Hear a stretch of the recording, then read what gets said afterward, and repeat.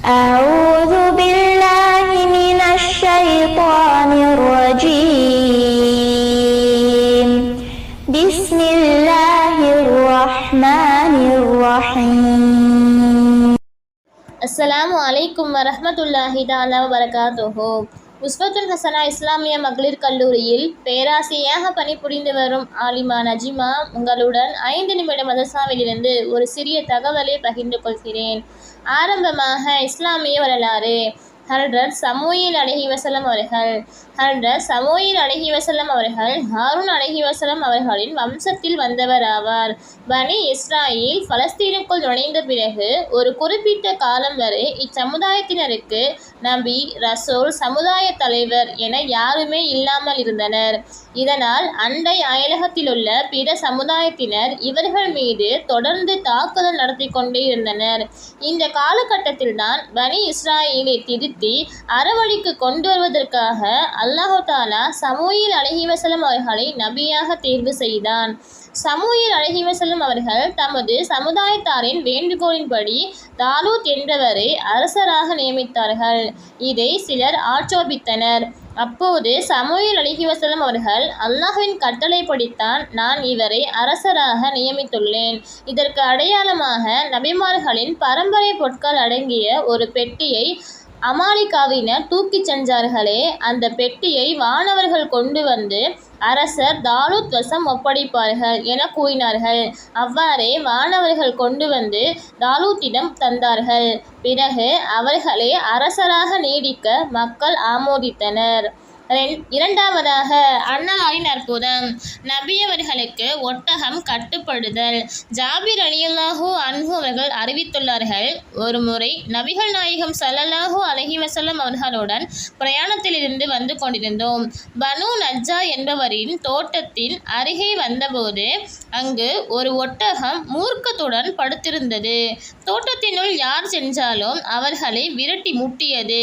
இந்நிலையில் நபியவர்கள் தோட்டத்தினுள் நுழைந்து அந்த ஒட்டகத்தை தன்னிடம் அழைத்தார்கள். அது நபிகளாருக்கு அருகே வந்து அமைதியாக தரையில் அமர்ந்தது. நபியவர்கள் மூக்கணாங்கயிற்றை கொண்டு வர சொல்லி அதை ஒட்டகத்திற்கு அணிவித்து உரியவரின் கையில் அந்த ஒட்டகத்தை ஒப்படைத்தார்கள்.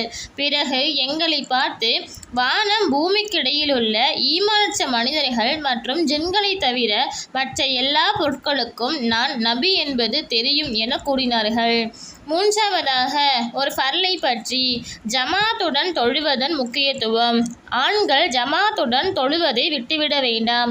அவ்வாறு விட்டுவிட்டால் அவர்களின் வீடுகளில் நெருப்பிடச் செய்வேன் என நபியவர்கள் கூறினார்கள். குறிப்பு: ஜமாத்தை விடுவோருக்கு ஹதீஸில் எச்சரிக்கை விடப்பட்டுள்ளது. எனவே முஸ்லிமான ஆண்கள் அனைவரும் ஜமாத்தை பேணுவது அவசியமாகும். நான்காவதாக ஒரு சுன்னத்தை பற்றி. கல்வி பெருக துஆ. கல்வி ஞானம் பெருக இந்த துஆவை ஓதிடுக. ரப்பி ஜித்னி இல்மா. பொருள்: ரட்சகா, என் கல்வியை பெருக்குவாயாக.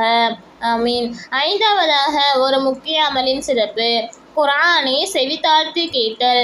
குர்ஆனின் ஒரு வசனத்தை செவித்தாழ்த்தி கூர்ந்து கேட்பவருக்கு பெருகிக் கொண்டே இருக்கும்படியான நன்மை எழுதப்படும். எவர் அந்த வசனத்தை ஓதினாரோ அவருக்கு அந்த வசனம் மறுமையில் ஒளியாக ஆகும். பெருகுகின்ற அந்த நன்மையை விட இது மிக மேலானதாகும். ஆறாவதாக ஒரு பாவத்தை பற்றி. உடன்படிக்கையை மீறுவோரின் முடிவு. எவர்கள் அல்லாஹ்விடம் அளித்த வாக்குறுதியை உறுதிப்படுத்திய பின்னர் முறித்து விடுகிறார்களோ, இன்னும் அல்லாஹ் தஆலா சேர்த்து வைக்க வேண்டும் என ஏவியதை துண்டித்து விடுகிறார்களோ, இன்னும் பூமியில் விஷமம் செய்கிறார்களோ, அத்தகையோருக்கு அல்லாஹ்வின் சாபமும் மறுமையில் பெரிய கேடும் உண்டாகும். ஏழாவதாக உலகத்தை பற்றி. வரம்பு மீறுவோரின் அழிவுக்கு காரணம். குர்ஆனில் அல்லாஹ் தஆலா கூறுகிறான், தங்களுடைய வாழ்க்கை வசதிகளால் அழிச்சாட்டியம் செய்த எத்தனையோ ஊர்களை நாம் அழித்திருக்கிறோம். இவை யாவும் அவர்களின் குடியிருப்புகளேயாகும்.